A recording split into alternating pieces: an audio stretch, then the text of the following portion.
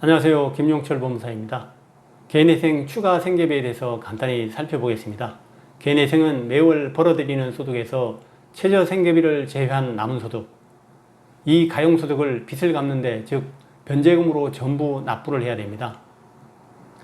예를 들어서 내가 매월 벌어들이는 세후소득이 220만 원이다. 그런데 부양해야 할 가족은 없고 2025년 기준으로 143만 원을 공제한 77만 원을 매월 보통 36개월 동안 납부를 하셔야 됩니다. 이게 원칙이거든요. 그런데 제가 처리한 사건이 의뢰인의 경우에는 노모가 다른 곳에 살고 계시는데 다른 형제들은 없어요. 그래서 의뢰인이 노모한테 병원비랑 생활비로 매월 50만 원씩을 이체를 했거든요. 이 경우에 이대로 개인회생 인가일정이 떨어지잖아요. 그러면 매월 77만 원 플러스 노모 50만 원 갑자기 끊을 수 있습니까? 생활을 못 하시는데. 그러면 50만 원 플러스해서 127만 원씩을 매월 지출해야 되는 거예요. 220만 원 버는데 127만 원을 지출하면 자신은 93만 원으로 3년 동안 살아야 되는데 93만 원으로 사라집니까?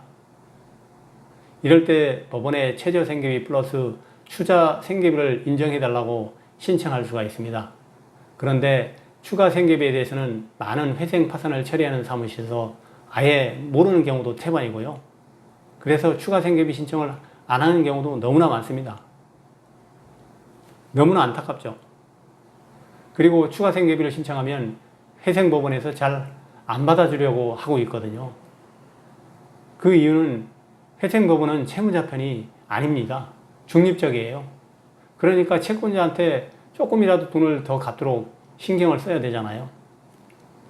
그렇기 때문에 최저 생계비 말고 추가 생계비는 인정을 잘 안 해주려고 그래요.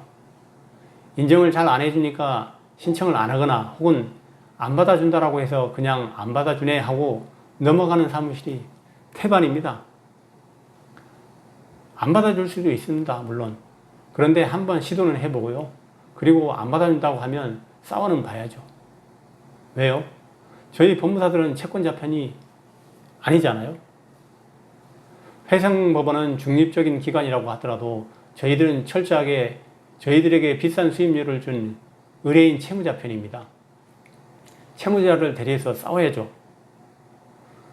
그래서 저도 일단 추가 생계비 신청을 했습니다. 노모한테 매월 50만 원씩 병원비, 생활비를 주고 있습니다. 이것도 좀 인정해 주십시오. 최저 생계비 143만 원 플러스 50만 원 더해서 193만 원을 공제해 주십시오. 그래서 매월 27만 원씩 만 36개월 동안 갚도록 해 주십시오라고 하니까 역시나 회생법원에서는 안 된다. 채권자 이익도 고려해야 되기 때문에 인정할 수 없다라고 보정이 나왔습니다. 전화를 했죠. 전화를 해서 적극적으로 얘기를 했습니다. 이분 정말 안타깝습니다. 홀로 노모를 책임져야 되고 실제 부양해야 될 가족은 아니지만 따로 세대가 분리되어 있어서 통장 이체 내역이랑 병원비, 영수증까지 싹 다 첨부를 해가지고 제발 좀 인정해 주십시오. 이분 77만 원으로 못 삽니다. 물론 50만 원 다 인정 못 받았습니다. 알았어. 그러면 30만 원 인정해 줄게 해서 30만 원 인정받았습니다. 30만 원 매월 덜 내도 그 돈이 얼마입니까? 1년에 360이나 됩니다. 그 돈이 어딥니까? 그래서 개인회생을 의뢰하실 때 추가 생계비도 내가 해당되는 사안인지 대리인 사무실에서 얘기를 하세요. 그게 뭐죠? 그러면 그 사무실에서 바로 나오시면 되고요. 그리고 신청해봤자 안 받습니다. 그래도 바로 나오세요. 그래요? 그러면 한번 신청해보죠. 신청을 해서 최대한 받아들여질 수 있도록 설득해 보겠습니다. 근데 안 될 수도 있거든요. 예, 안 될 가능성도 높아요. 회생법원에서 안 받아줄 수도 있어요. 그래도 최대한 채무자 편에 서서 싸워줄 수 있는 사무실에 의뢰를 하셔야 됩니다. 근데 막연하게 어머니한테 매월 용돈 50만 원 드리는데 인정해달라고 하면 안 되고요. 철저하게 증거 자료를 제출해야 됩니다.